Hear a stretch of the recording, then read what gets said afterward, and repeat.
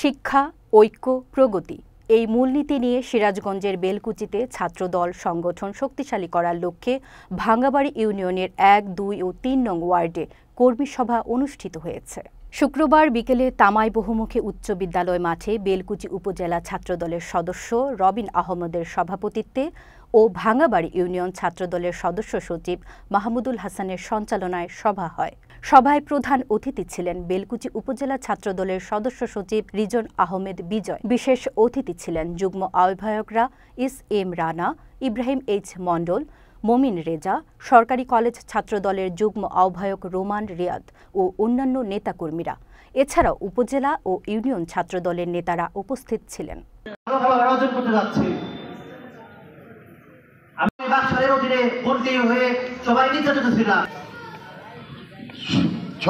এখনো এই হাসিনা পালিয়ে গেলেও এই দেশকে নিয়ে নানা ষড়যন্ত্র চলছে।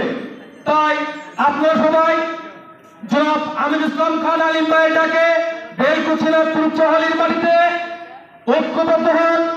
এই ফ্যাসিস্টের যারা মদতদাতা আছে তারা যদি আবার নতুন করে এই বাংলাদেশকে অরাজকতা সৃষ্টি করতে চায় তাহলে তাদেরকে আর ছাড় দেওয়া হবে না, তাদেরকে রাত বাংলা জবাব দেওয়া হবে।